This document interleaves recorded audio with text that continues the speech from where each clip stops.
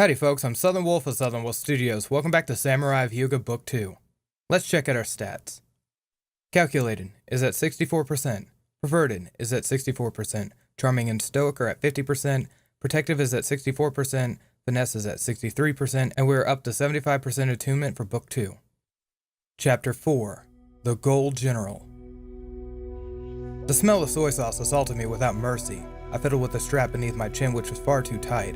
How samurai were able to wear these all day was beyond me. The headgear known as a jingasa was shaped like a miniature umbrella. This one was made of leather and painted black, and of course, reeked. It was a part of the set of armor Hachi had been duped into buying. It was also a key component to Matsumi's plan. The same plan in which she spent all of last night discussing with Toshi. She had fixed a strip of paper that ran down the front of the helmet, a simple good luck charm on the outside, but what was on the inside was a Shingenja special. So special she wouldn't tell me what it did. I wasn't sure when I started losing faith in this plan, though it was probably around the time the kid and Toshi bailed out on me. They opted to stay in the creepy poet's place while I was left to fend for myself.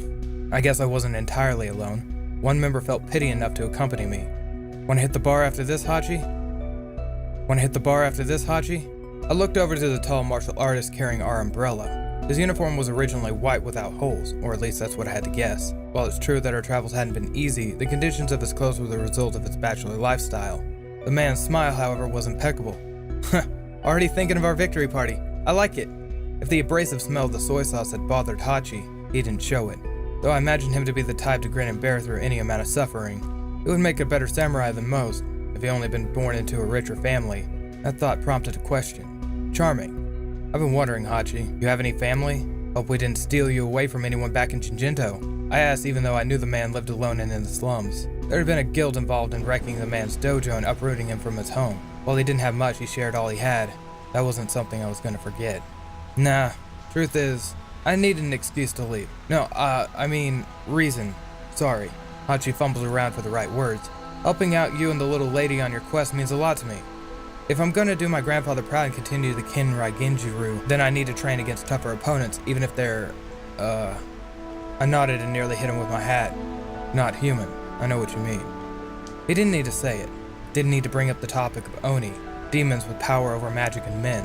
I still couldn't fully accept it, even after cutting the snake demon in two. We stood in front of the tournament hall, where the sounds of wood tiles clapping met against the rain. It was then all of a sudden that Hachi knelt to his knee. His voice was quiet, yet it carried. Gomenasai, I betrayed you when you needed my help most. I failed everyone that day. You, Matsumi-chan, Momoko-chan.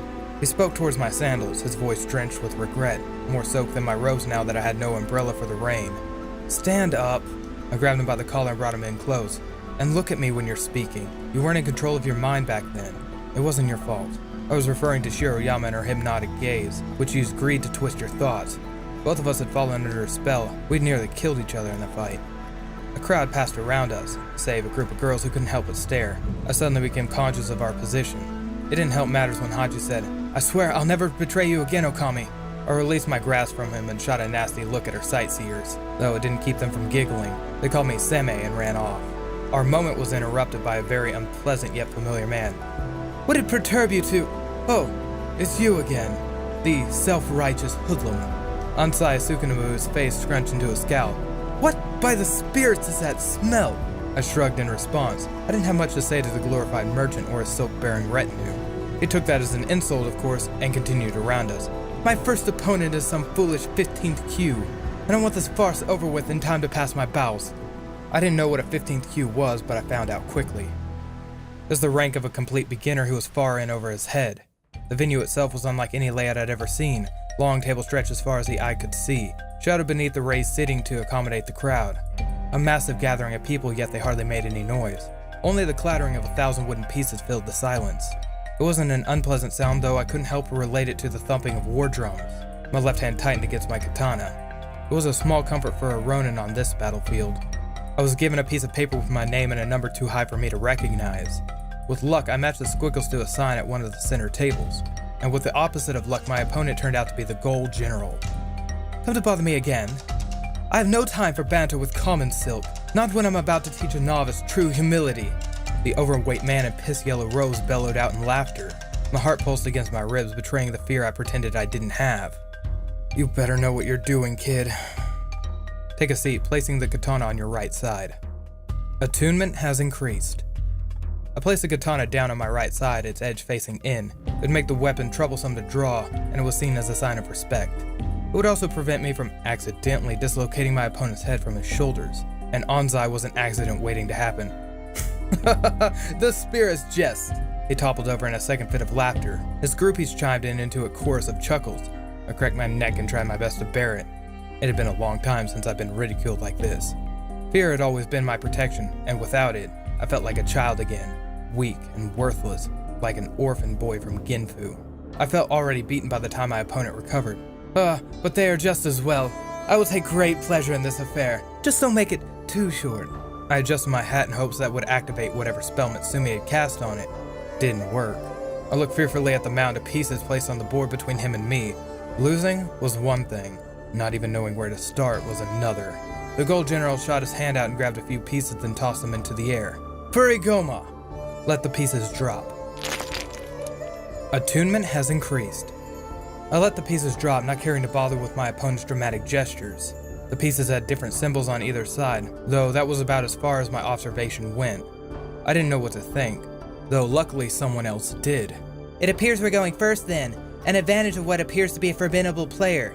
My body tensed in shock. I searched around frantically for the kid without any luck. How did she sound like she was inside my head?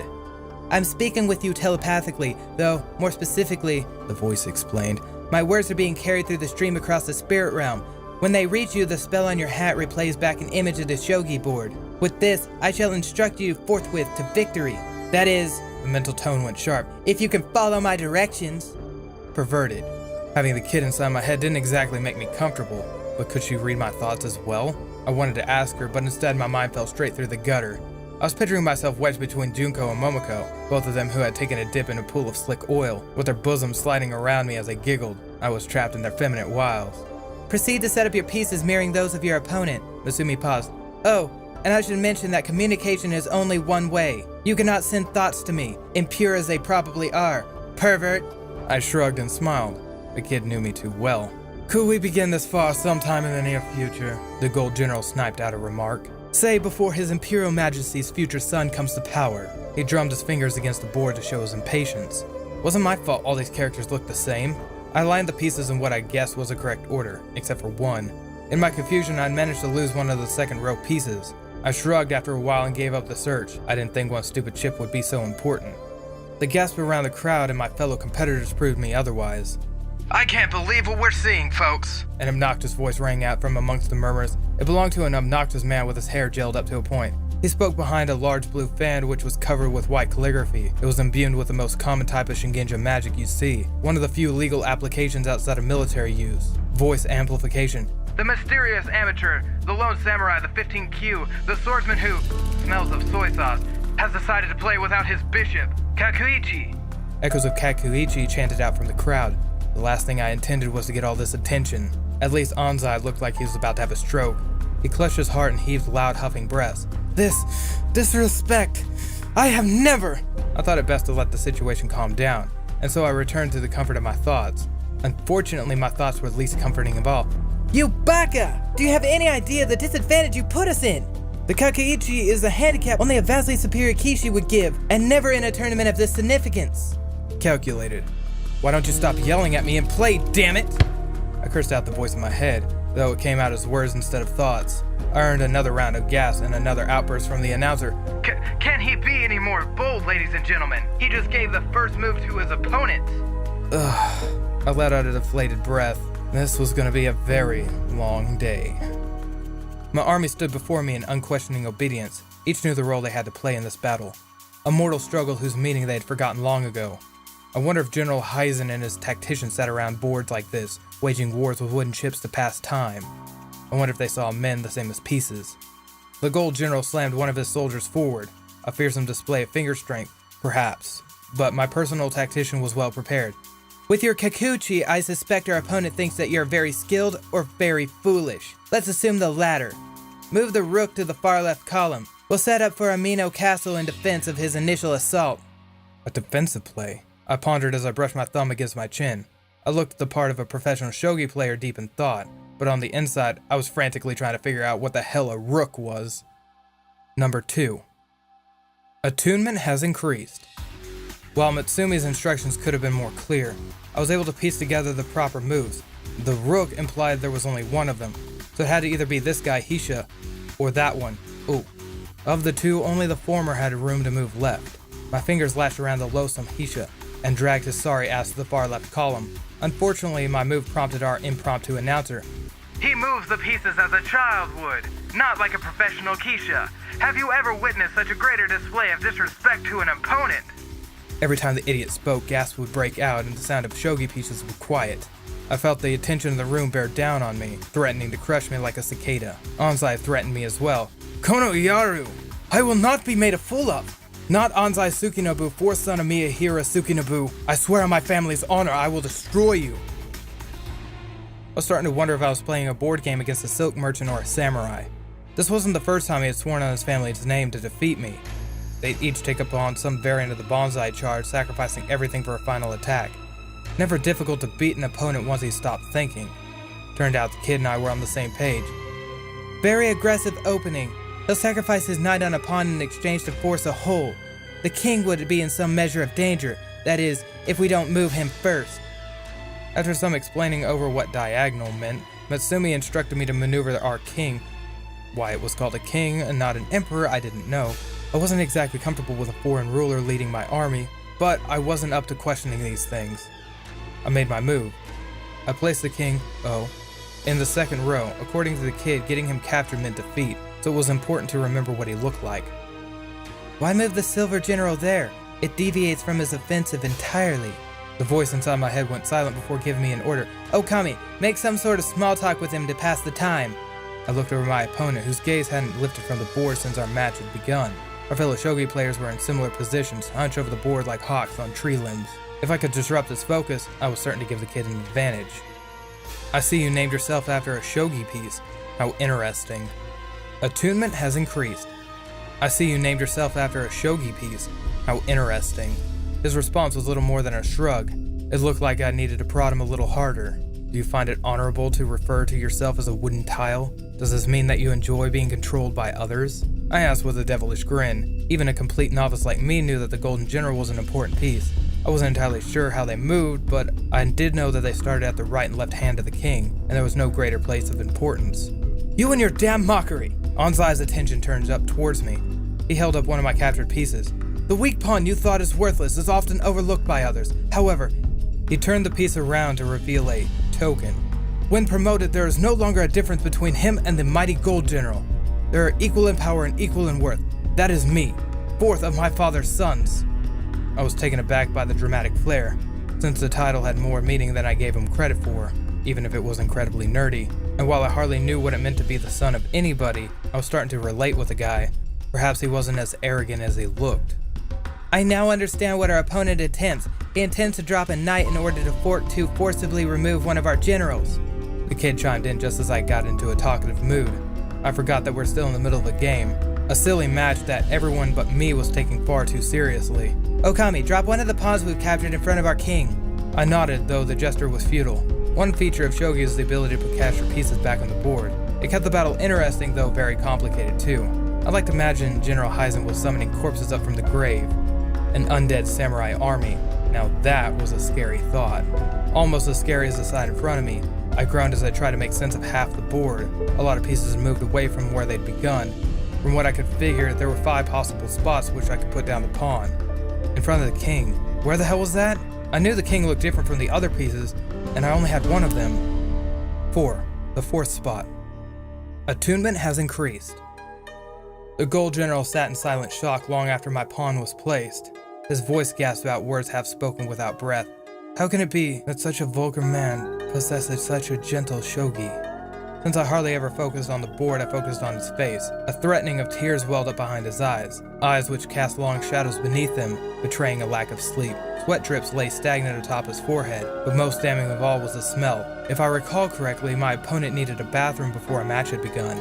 I no longer believed that to be the case. As the match slogged on, I could tell I was winning. My pieces pointed towards Anzai and they outnumbered his. I had procured a collection of captured pieces, some of which I recognized were important. I'd been ordered to declare check twice already, which apparently was a good thing. Check. Even still, I hated being told what to say. If Matsumi kept this up, I'd start charging acting rates. I waved over Hachi during a particularly long pause from Onsai. Hachi had been half asleep and half trying to feign interest in the game. Not much of a supporter, though it was comforting knowing I wasn't the only clueless one here. Hey Okami, doing a great job so far. Hachi gave me a hard pat on the back. Still can't believe you did that one play with the strategy you had. Yeah, I bet they never saw that one coming. He had absolutely no idea what he was talking about. Charming. Luckily, I didn't summon him for coaching. Yeah, it was a good strategy. And that special attack I used? Still thinking of a name for it. Anyway, I skipped out on breakfast and was starting to regret it. I want you to find a yakitori stall and bring me back some lunch. Hachi chuckled and raised a fist. You're a true man to think of your stomach in such a time. I too could go for some chicken. The martial artist nodded and his tone shifted toward serious. However, I noticed you haven't drunk anything since you started. I cannot allow our greatest ally against evil to be dehydrated. I nodded with a bit of uncertainty until I realized what he was getting at. We'll need some sake to wash it down. Now it was my turn to chuckle. Never mind that sake only made you thirstier. It had been far too long since I had a warm cup. After getting yelled at by the kid all morning long, this was the least of what I earned. With a nod, Hachi dismissed himself, all too eager to leave the shogi sanctuary. I envied him. A blood vessel burst on my opponent's forehead. This battle isn't over. I won't be made to yield. Not to you. Onsai's voice was raged and hoarse, his sweat now dripping freely. His groupies had gotten up for concessions and had yet to return. The game was nearing its end. Few and fewer moves keeping your king safe. Attunement has increased. Few and fewer moves keeping your king safe. Death in shogi was more like a slow strangle than a quick slash, ultimately more painful for both the victor and the vanquished. The pain for me came from the soreness of my bottom, which reminded me of the 3 hours I sat atop this cushion. It was leaving an impression, but it wasn't the only thing. My antics had somehow earned me some fans from the spectators. All well and good, but I didn't plan to stick around for autographs. I needed to get up and move, to stretch and remember what fresh air tasted like. I needed to unsheath my katana, or Junko's rather, and listen to it sing. Most of all, I needed to get this accursed hat off. He finally made his move. Few moves left. The gold general spoke. I have fewer moves left. Something snapped in my opponent's head. His anger and yelling vanished. His eyes went empty, no longer those of a hawk stalking its prey. He looked like a defeated man. A man who'd lost more than just a shogi match. Yatta! You only need to move the rook up 4 spaces. That's checkmate! Matsumi exclaimed in childish glee. She had played an excellent game of shogi and deserved this victory, especially when I had only helped make it more difficult. It was a stressful match even for me, and I wasn't even playing. The crowd erupted into cheers as I picked up the final piece. This is it, folks. The announcer echoed throughout the game hall. The greatest upset of our time. To defeat the Gold General himself, favored by many to take all, Onsai Tsukinobu. I could feel the energy surround me, flanked by all sides by the crowd's eager anticipation. They were chanting a name, one I later realized was my own. Okami, Okami, Okami. Spoken in unison, it sounded like a Shingenja spell. It would be rather sappy to say that it was a magical moment, but it wasn't easy for me to describe. Maybe this was the feeling of being loved and adored. Maybe this is why I couldn't understand it. But back to what I could. I understood the sound of a hidden knife as it was pulled from a kimono sash, the gleam of cold iron as it was revealed in daylight, the wide-eyed look of fear of its former wielder, the upheaved shoulders preparing to pounce. I understood the heart of desperate men. I understood that Onsai Tsukinobu, fourth son of Mir Hira Tsukinobu, was going to kill. Move right. Attunement has increased. I rolled over towards my right for one reason only. That's where my katana was. It wasn't easy to draw with the edge pointed inward, but I managed to get it unsheathed in time. Problem was, my legs were asleep. I'd been sitting on them for 3 hours. My roll was more of a staggered tackle, stopped only when my head banged against the floor. I shrugged it off and readied my blade. The Golden General turned to face me with all the fear a man could muster growing within the whites of his eyes. He held both his arms outstretched, though it wasn't until now that I realized where the knife was pointed. Curse you to hell, Ronin! He spoke his final words before plunging the knife into his stomach. His head jolted back, gurgling for air. Nothing came out of his mouth but a low, ungodly moan. I looked on as his body shivered in a desperate attempt at keeping itself from dying.